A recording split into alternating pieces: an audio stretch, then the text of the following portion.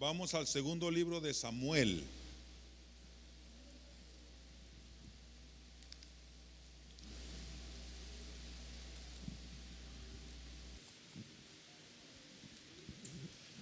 Vámonos al capítulo 12.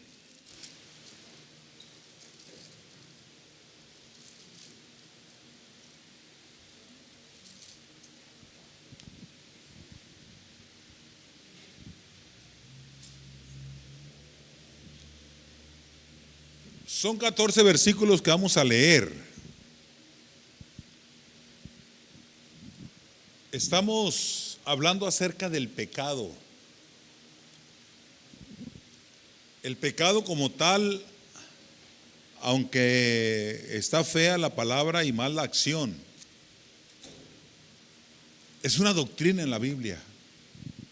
Es una doctrina. Y tenemos que tratarla como tal. ¿Ok? Bien, vamos a leer entonces del 1 al 14. Si usted puede estar de pie, hágalo. Dice así, alternadamente, segundo de Samuel 12, del 1 al 14. Jehová envió a Natán a David, y viniendo a él le dijo: había dos hombres en una ciudad, el uno rico y el otro pobre.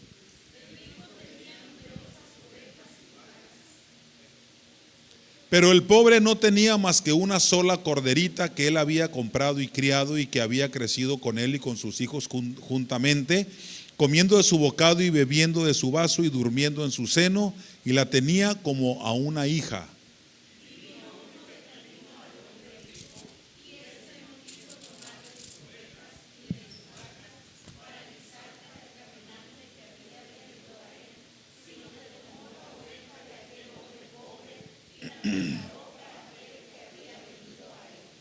Entonces se encendió el furor de David en gran manera contra aquel hombre, y dijo a Natán: vive Jehová, que el que tal hizo es digno de muerte.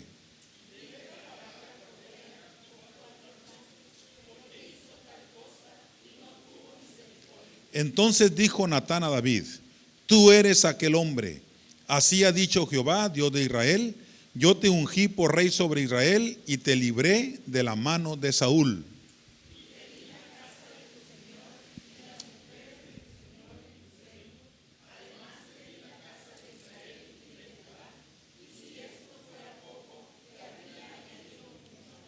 ¿Por qué pues tuviste en poco la palabra de Jehová, haciendo lo malo delante de sus ojos?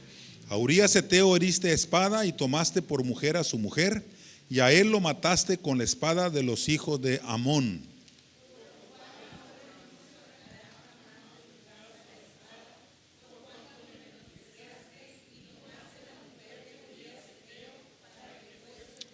Así ha dicho Jehová: he aquí yo haré levantar el mal sobre ti de tu misma casa, y tomaré tus mujeres delante de tus ojos, y las daré a tu prójimo, el cual yacerá con tus mujeres a la vista del sol.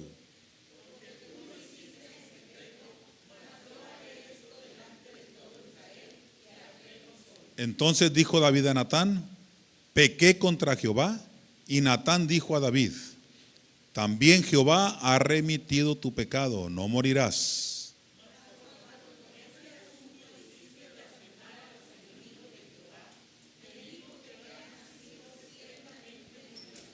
Oramos. Padre Santo, gracias por tu palabra que podemos leer, que podemos alimentarnos con ella ahora, podemos estudiarla. Bueno, Señor, nos ponemos en tus manos. Que este tiempo que estaremos con tu palabra, que tu Espíritu Santo nos dé luz, nos ilumine, nos dé unción, y Padre, que tu palabra pueda ser entendida, pueda ser aplicada a nuestra vida. Quita todo lo que pueda estorbarnos, a fin de que podamos entender lo que tú nos quieres enseñar a través de este estudio. Glorifica tu nombre en medio nuestro, Señor, y si algún hermano aún viene en camino, tráele con bien. Nos ponemos en tus manos en el nombre de Cristo. Amén. Amén. Siéntese, hermanos, por favor.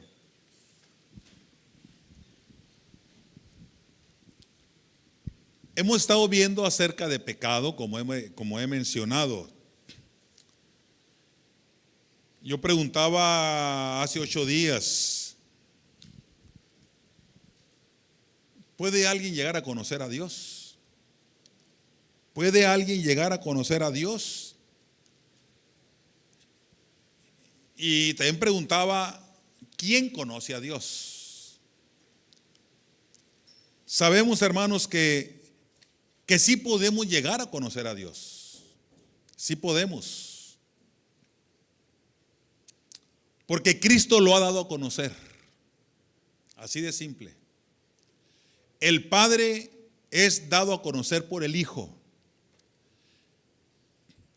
¿Qué dijo Felipe? Bueno, Jesús a Felipe: el que me ha visto a mí, ha visto al Padre. ¿Por qué le dijo eso el Señor Jesucristo? Porque Felipe le había dicho: muéstranos al Padre y nos basta. Tanto tiempo hace que estoy con vosotros, Felipe, y no me has conocido. Ok, el que me ha visto a mí, ha visto al Padre. Muy bien. Decíamos que el Dios que permanece oculto, oigan bien esto que voy a decir, el Dios que permanece oculto y no se da a conocer, no es Dios. Nuestro Dios es transparente, se muestra. Que la gente no lo quiera reconocer es otra cosa, eso es diferente. Pero los cielos muestran la gloria de Dios. El firmamento anuncia la obra de sus manos. Entonces Dios se da a conocer a través de sus grandes maravillas, sus grandes obras. Y se ha dado a conocer a nosotros, y nosotros lo hemos reconocido a través de la fe. Esto es importante. No es una fe común. Es la fe que nos relaciona con nuestro Dios. La palabra de Dios trata acerca del pecado como acción y trata acerca del pecado en sus propias consecuencias. Y yo no he visto, no he sabido, no he conocido efectos superiores, mayores o más grandes y más terribles que los efectos, consecuencias y estragos del pecado.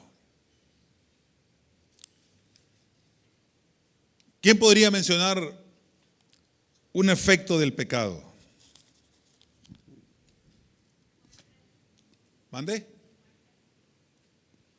Muerte. ¿Ok? Es la consecuencia más terrible del pecado, la muerte. Y la palabra de Dios es muy tajante cuando la menciona. Para muchos es muy cruel decirle así a la gente.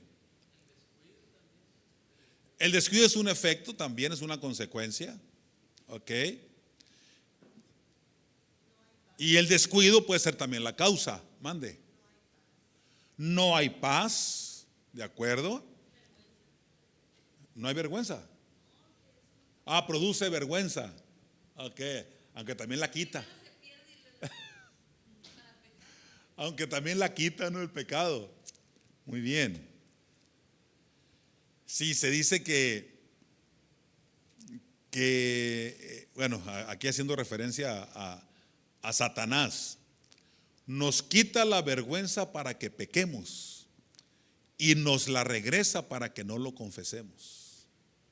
Y es una gran verdad. Es una gran verdad.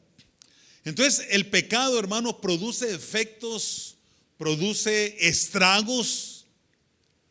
¿Qué palabra podemos preferir, hermana Ivette? Efectos, consecuencias o estragos del pecado.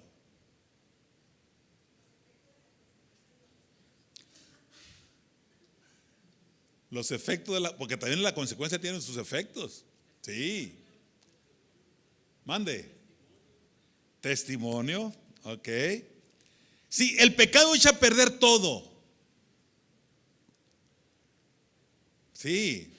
Podemos pensar, el pecado nos rompe, nos interrumpe la comunión con Dios. Pero al perder la comunión con Dios, es que nos ponemos a expensas del pecado. Como que van de la mano y suena como un juego de palabras, pero en la práctica no son solo palabras. Hay algunas expresiones que en la palabra de Dios se utilizan y son muy específicas y que tenemos que saber en un momento dado cuándo utilizar, aunque todo tiene que ver con aquello que lastime el corazón de Dios, pero no todo en un momento dado podemos pensar que tienen los efectos del pecado, aunque aparentemente son sinónimos. ¿Mande? Sí.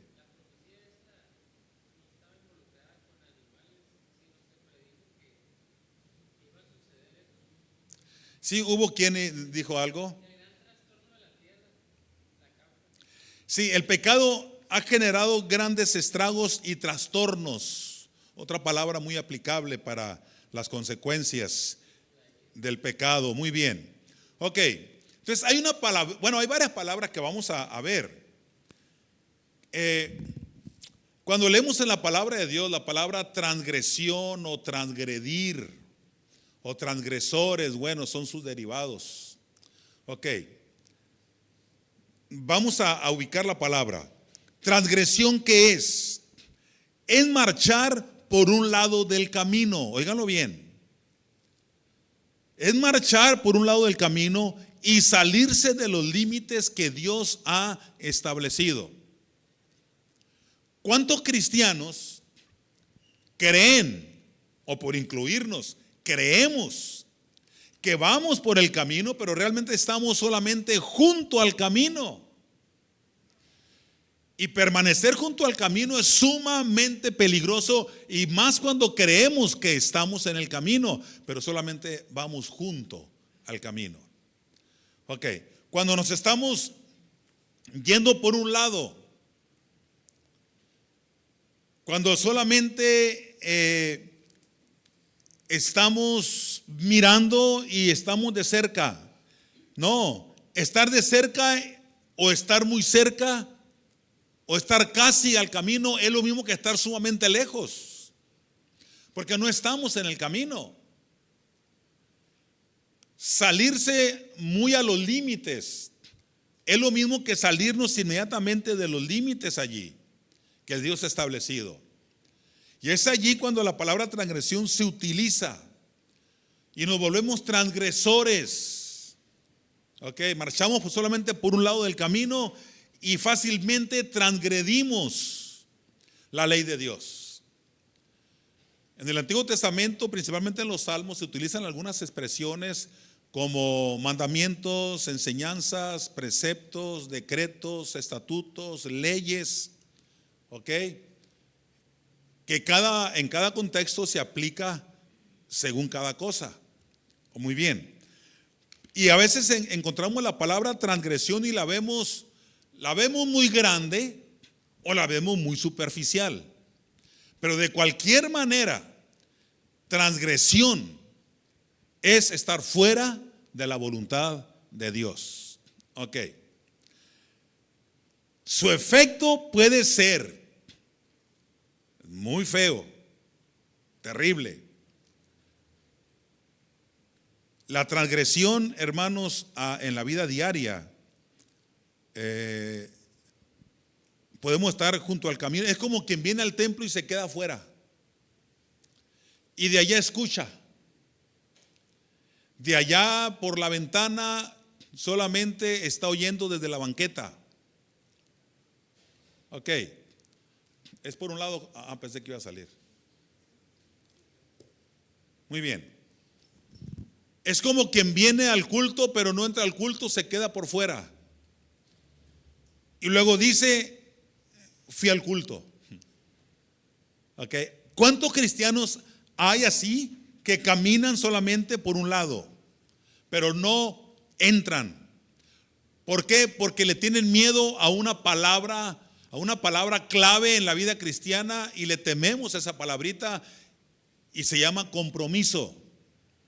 A veces creemos que meterme, híjole, ya me van a ver allí, no va a hacer que me comprometan. Ok, muchos en la vida cristiana no quieren ese tipo de relación con Dios, comprometida. Entonces prefieren caminar junto al camino, y el que camina junto al camino transgrede de manera muy sencilla la palabra de Dios. Muy bien. Hay otra palabrita que también se relaciona con el pecado, la palabra iniquidad. Y en el contexto de cuando se utiliza en la palabra de Dios, cuando la encuentre, la observa, es aquello que se relaciona estrictamente con lo injusto. Un corazón inicuo es un corazón injusto. Aquel que mira hacia la iniquidad está viendo hacia la injusticia. Ok, está dejando de lado al Dios justo. Muy bien. ¿Qué entendemos cuando utilizamos la palabra error? Y es una palabra que utilizamos a veces para querer justificar nuestras malas acciones.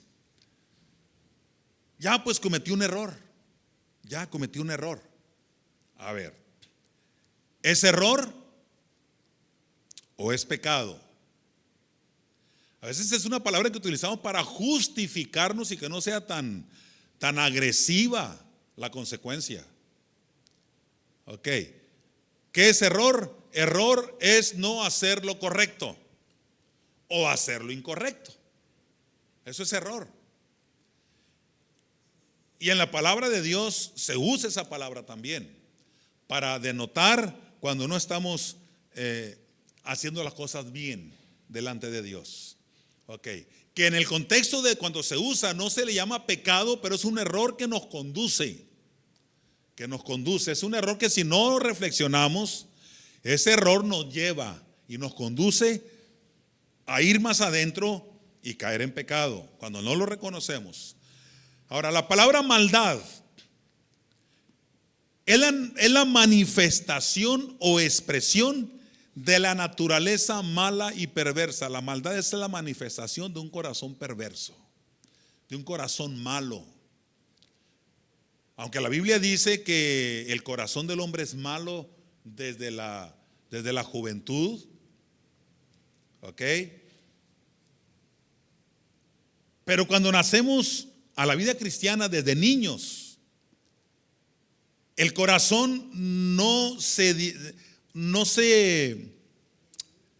tiende hacia lo malo, aunque lo natural es hacerlo. La naturaleza nos lleva a hacer lo malo, a pensar cosas malas, a hablar cosas malas. Que aún que estamos creciendo en la vida cristiana desde niños y nos llevan al templo, a la iglesia, a las actividades con los departamentos en la escuela dominical o culto infantil o todo esto, ok, pero en virtud de la naturaleza mala que tenemos, entonces comenzamos nosotros de alguna forma a expresar lo que somos, malos por naturaleza. Todos los seres humanos.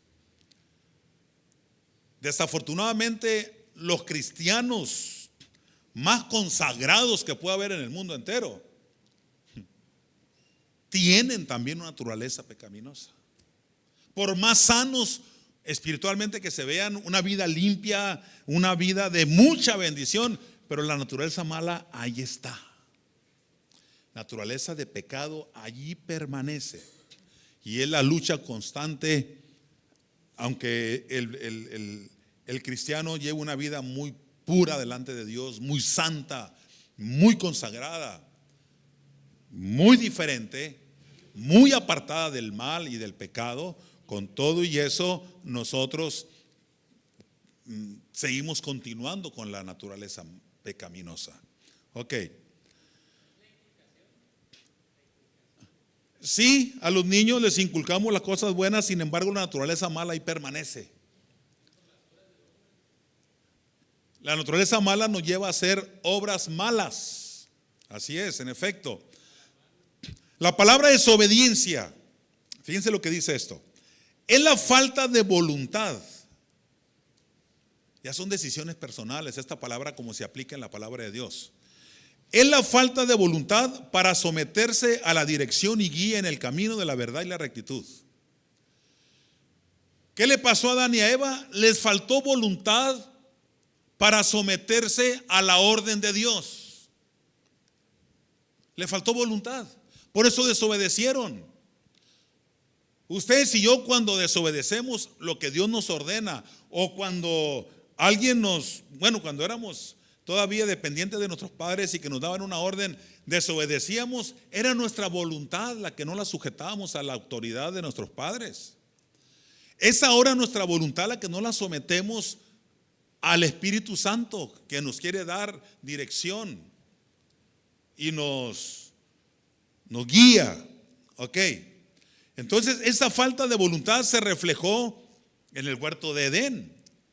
Adán y Eva tenían una orden muy clara, muy concreta, muy específica.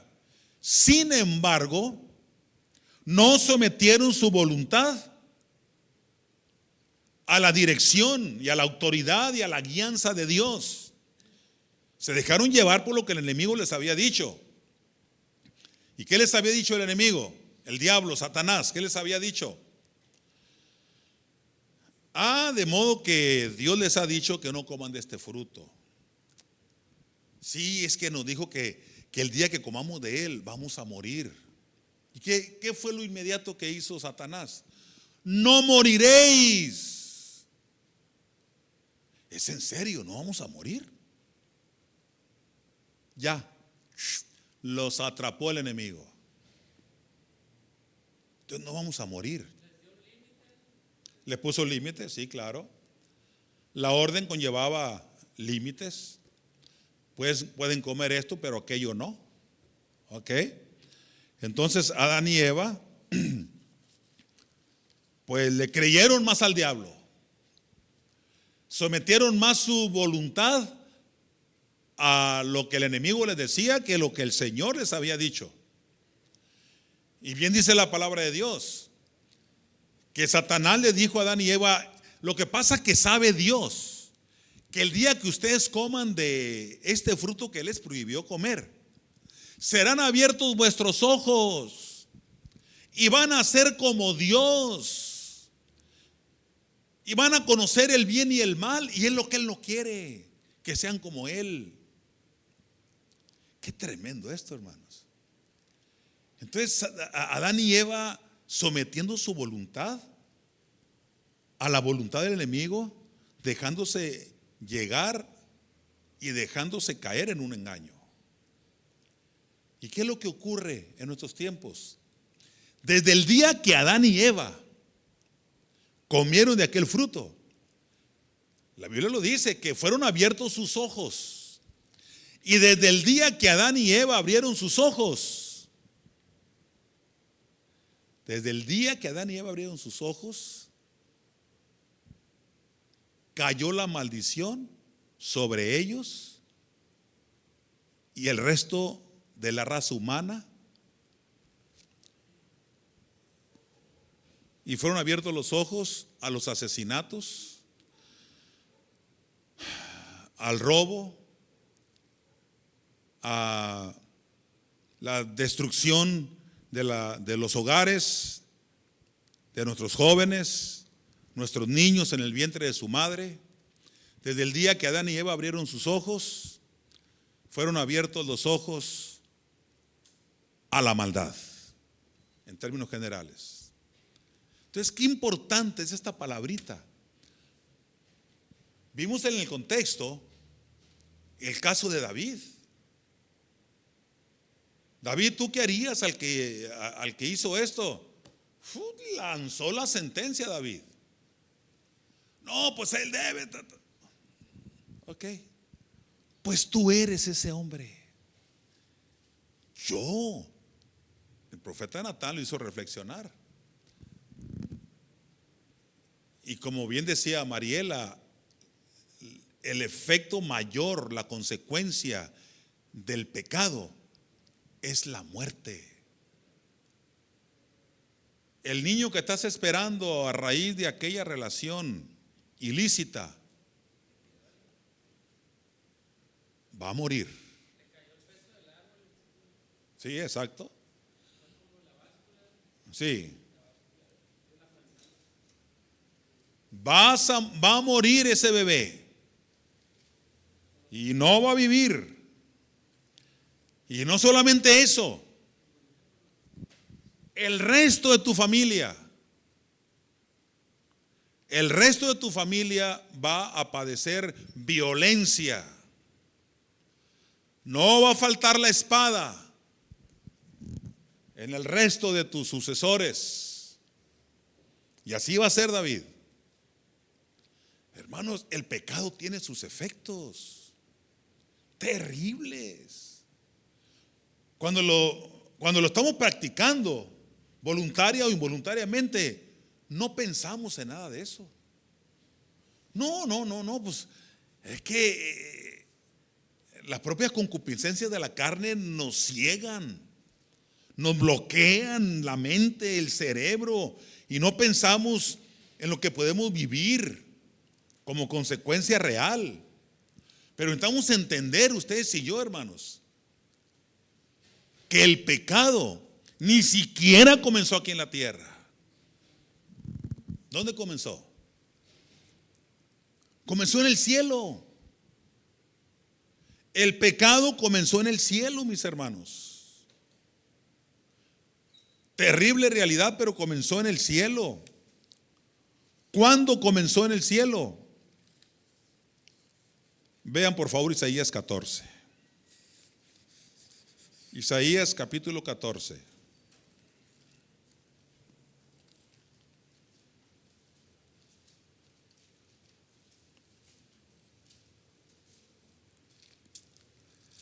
Cuando vemos este relato,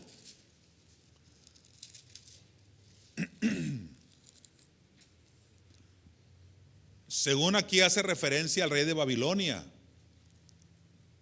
Ok. Pero de el 1 al 10 podemos verlo como un canto de burla hacia el rey de Babilonia, pero también contra todo un sistema babilónico. Ok, pero con un significado, por un lado histórico, por otro lado escatológico. ¿Qué estamos diciendo cuando tiene un significado escatológico? Que nos está hablando de los eventos del futuro, de los eventos del porvenir, que va a llegar. Todavía no hemos llegado a eso. Va a llegar, un día va a llegar. Pero el pecado comenzó en el cielo cuando dice desde el versículo número 11, Isaías 14, 11. Descendió al Seol tu soberbia y el sonido de tus arpas. Gusanos serán tu cama y gusanos te cubrirán. ¿Cómo caíste del cielo, oh lucero, hijo de la mañana? Cortado fuiste por tierra, tú que debilitabas a las naciones. Tú que decías en tu corazón, subiré al cielo. En lo alto, junto a las estrellas de Dios, levantaré mi trono. Y en el monte del testimonio me sentaré a los lados del norte. Sobre las alturas de las nubes subiré y seré semejante al Altísimo. Mas tú derribado eres hasta el Seol, a los lados del abismo. Ok. Ahí se está refiriendo, ya en este contexto del 11 al 15, se está refiriendo precisamente a Satanás. Terriblemente hace referencia cuando le dice, oh lucero, hijo de la mañana. Esta es una referencia directa a Satanás. Lucero, hijo de la mañana, el que resplandecía. Eso significa. Es que era un ángel hermoso, precioso delante de Dios. Y cuando hablamos de Lucero, hijo de la mañana, el Señor Jesucristo hizo referencia al mismo Satanás. Cuando lo vio caer del cielo, ahora, ¿lo vio caer del cielo cuando? ¿En el Nuevo Testamento? No, desde cuandísimo. Después de esta doctrina del pecado, el próximo viernes, creo yo, vamos a volver vamos a comenzar a tratar doctrina acerca del Señor Jesucristo, acerca de Dios y acerca del Espíritu Santo. Ok, va a estar súper interesante, de veras que sí, Dios en tres personas. Muy bien. Entonces, vamos a Lucas capítulo 10.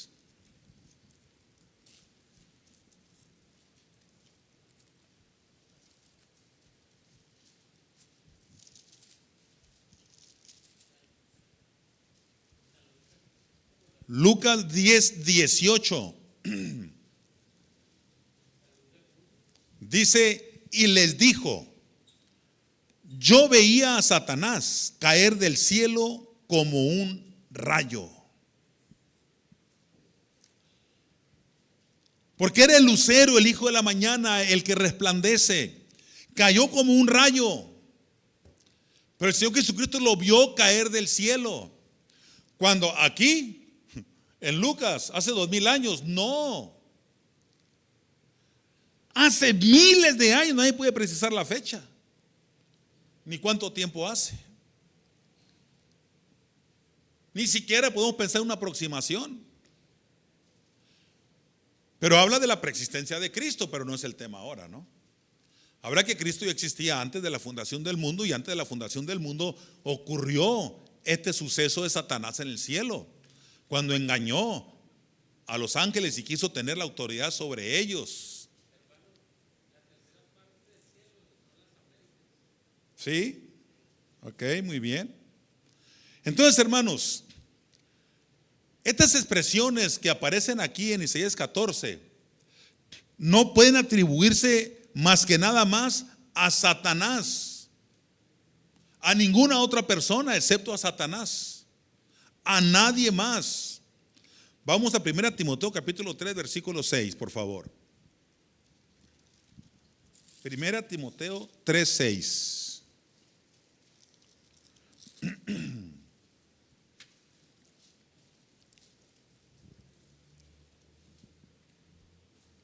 Ok. No un neófito, no sea que envaneciéndose caiga en la condenación del diablo.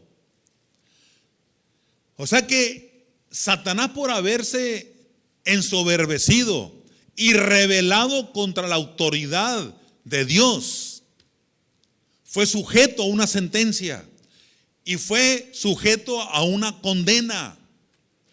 Y él vive condenado ahora. Y voy a releer: no un neófito, no sea que envaneciéndose caiga en la condenación del diablo. Aquí una palabra clave es importante: envaneciéndose caiga en la condenación del diablo. ¿Cuál fue el pecado de Satanás? La vanidad. La vanidad. En su vanidad él pensó ser lo que no podía ser.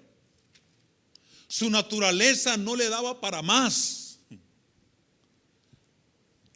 Él quiso, lo buscó.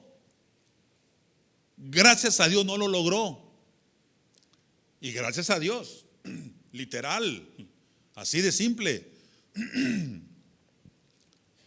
Entonces él fue sujeto o está sujeto a una condenación. Ok, vean Apocalipsis 20.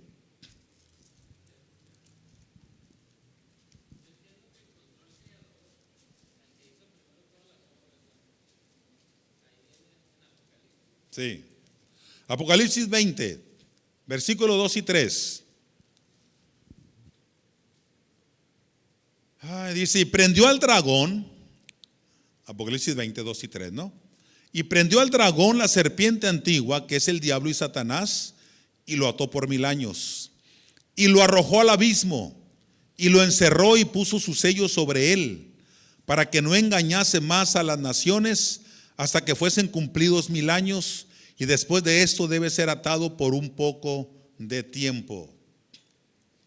¿Qué es lo que quiero hacer énfasis al citar este versículo? Que es el engañador de las naciones. Tú que debilitabas a las naciones, dice Isaías. ¿Y quién es el que tiene al mundo como está? ¿Quién es el príncipe de la potestad del aire? El que sigue debilitando a las naciones y se sigue llamando Satanás. Entonces su pecado fue querer ser como Dios. Se envaneció tanto su corazón por la complexión, por la figura que él tenía, hermoso, pues sencillamente lucero, hijo de la mañana, resplandeciente, lo hizo pensar que era quien no era. Entonces cuando vemos allá Isaías 14, vamos a ir allí, porque ya estamos para terminar. Isaías 14, ahí vamos a terminar.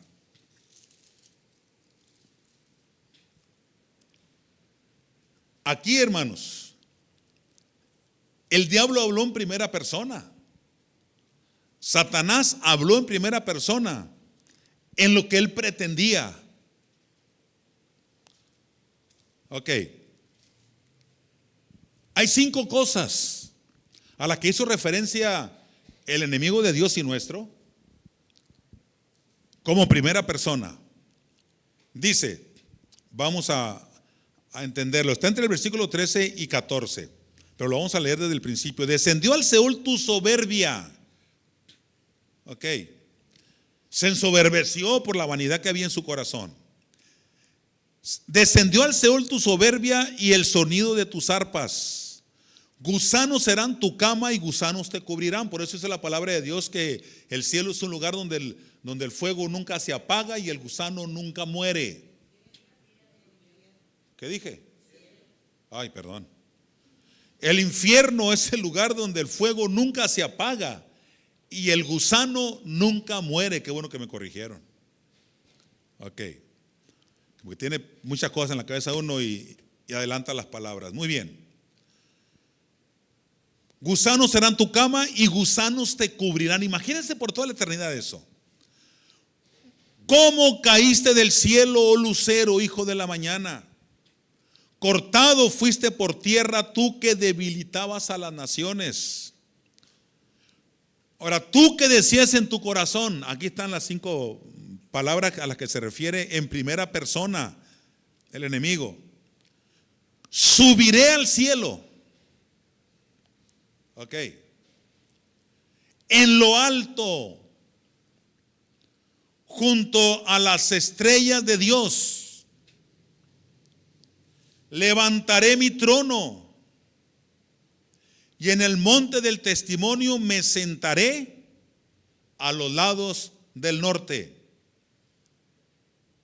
Subiré al cielo, dice. Satanás, hermanos, deseando ocupar el mismo lugar que Dios ocupa, pretendió lo que no podía lograr.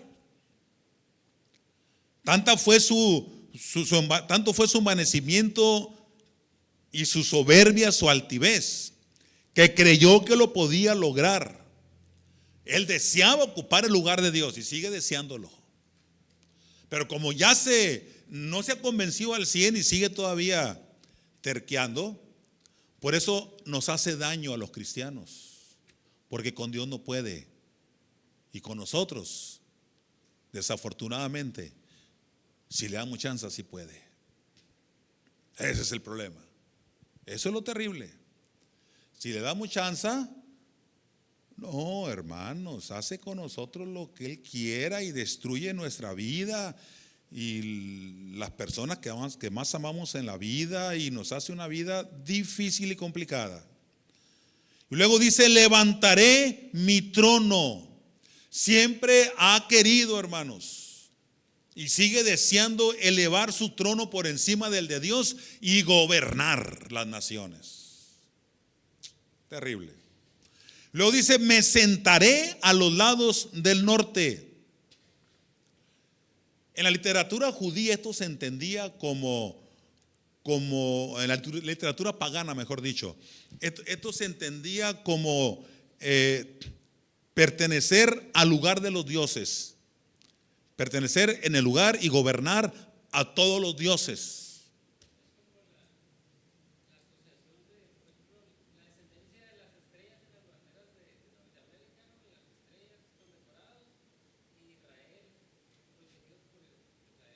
Muy bien, ok. Y lo dice, sobre las alturas de las nubes me subiré. Todo en primera persona. Y luego, ¿qué dice al final de cuentas? Y seré semejante al Altísimo. Ah, qué terrible. Seré semejante al Altísimo. Todo eso es lo que ha anhelado el enemigo de nuestras almas hasta este día. ¿Lo va a lograr? No, nunca. Porque nuestro Dios todopoderoso reina, dice la palabra de Dios. Nuestro Dios todopoderoso reina. Ok. Entonces, hermanos, el pecado no comenzó aquí en la tierra, comenzó en el cielo, desafortunadamente. Comenzó en el huerto de Edén, aquí en la tierra. Pero el mismo que lo comenzó arriba, lo comenzó aquí abajo. Y desde aquel día, el mundo entero venimos sufriendo los estragos, los efectos y las consecuencias del pecado. Porque el pecado, mis hermanos, tarde o temprano alcanza. Ahora imagínense, David se arrepintió y aún así vivió las consecuencias del pecado. Ahora la pobre gente que vive sin arrepentimiento ahora, ¿qué les espera? La pobre gente que vive con un corazón endureciéndose cada día más. No. Tenemos, hermano, ustedes sí que doblar la rodilla por nuestros seres queridos y no cesar, no dejar de hacerlo.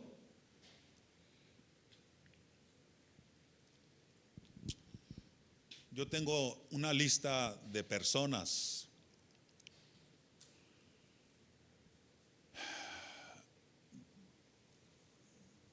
por quien oro de manera muy especial y les designo un tiempo para orar por ellos. Son como 10. ¿Por qué les designo un tiempo especial para ellos y doblo mis rodillas especialmente por ellos? Porque siento pesar en mi corazón por ellos. Siento pesar en mi corazón. Y he derramado lágrimas por ellos. Y le digo a Dios, Señor, ahora le toca el turno a tal persona. Y quiero pedirte y trato con Dios. Y ahí lo tengo en mi mente y en mi corazón mientras estoy tratando con Dios. Señor, ten misericordia. Sácala de las garras del enemigo, de la red que el enemigo le ha puesto, que le ha tendido. Líbralo. No, hermanos. No están para saberlo, pues se lo voy a decir. Cuando me vengo a orar aquí en el templo, suena vanagloria, pero no lo hago por eso.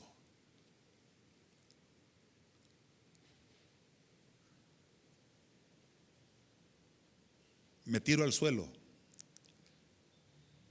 pongo mi frente en el piso y le digo, Señor, hay otra forma de humillarme. Aquí estoy.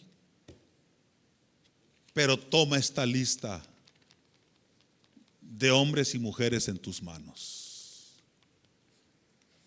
y ten misericordia de ellos. Porque el pecado, hermano, nos separa de Dios y nos priva de la vida abundante. Usted ha oído que yo digo, me voy a ir a un retiro, el que me quiera acompañar. Pero usted no se imagina las cargas, y no hablo de las cosas personales, hablo de otras gentes, y hasta familias, y están en mi lista. De manera que yo al irme a un retiro y meterme con Dios, a orar y llorar con Dios y reír con Dios también, y planear y proyectar y pensar en tantas cosas, es por la IBC, es por las familias que conformamos esta iglesia. Claro, comenzando con mi familia, porque así tiene que ser. Pero mi propia vida, mi propio matrimonio. Por eso, hermanos, entendiendo las consecuencias del pecado, es que tenemos que vivir una vida humillada, doblegada a nuestro Dios, y que Él tenga misericordia, que su gracia sea manifiesta y se derrame en la vida de esas personas que por lo menos tengo apuntadas ahí. Y sí, de veras, con qué ganas oro al Señor. Porque el pecado, hermanos, el pecado, aunque decíamos al principio que quita la vergüenza para que no lo confesemos, pero el pecado también avergüenza. El pecado humilla. El pecado trae reproche al nombre de Cristo. Uy, sí. El pecado afecta a nuestra familia. El pecado lastima el corazón de Dios y nos roba la bendición de Dios. Nos roba la bendición de Dios. A David no le fue nada bien. Ese niño que va a nacer va a morir. Hizo hasta lo que no, David. Se tiró al suelo, se vistió de cilicio, se encerró, lloró, ayunó, todo lo que usted quiera pensar, que todo el relato del profeta Samuel se queda corto. Sin embargo, el Señor ya había resuelto qué hacer con David para enseñarle la lección. Tu hijo va a morir. Híjole. Y eso no termina ahí. El resto de tus sucesores que salgan de ti, no se les va a quitar la espada encima. Y así va a ser. Y hasta el reino fue dividido. Qué tremendo, hermanos. Por eso tenemos ustedes y yo que meterle ganas. No tenemos que dejarnos. Y gracias a Dios que no nos está yendo peor, digamos, como sociedad. Bueno, así que vamos adelante, hermanos. Te le repito, si estas consecuencias le pasaron a alguien que se arrepintió, imagínese cómo le estará yendo o le irá en el futuro a ir a algún corazón orgulloso y a un corazón rebelde, a un corazón que no atiende a la voz de Dios. Por eso necesitamos ir adelante, mis hermanos. Recordemos que Cristo no murió por gente buena ni por gente mala. Murió por una humanidad pecadora.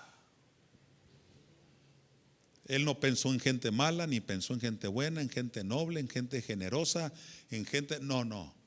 Él pensó toda en una humanidad tirada al pecado, echada a perder, donde los estragos y las consecuencias de la maldad del corazón del hombre y el pecado estaban haciendo de esta humanidad lo peor. Así que mis hermanos, les animo a ir adelante y que esta palabra que ahora hemos enseñado o compartido, nada hay nuevo debajo del cielo, dice la palabra de Dios. Ok, ya lo conocíamos seguramente, pero ¿por qué el Señor quiere que hagamos énfasis en esto? Bueno, Él tiene sus propósitos. Quiero a ver si tienen preguntas o comentarios. ¿Habrá preguntas o comentarios? Con toda confianza.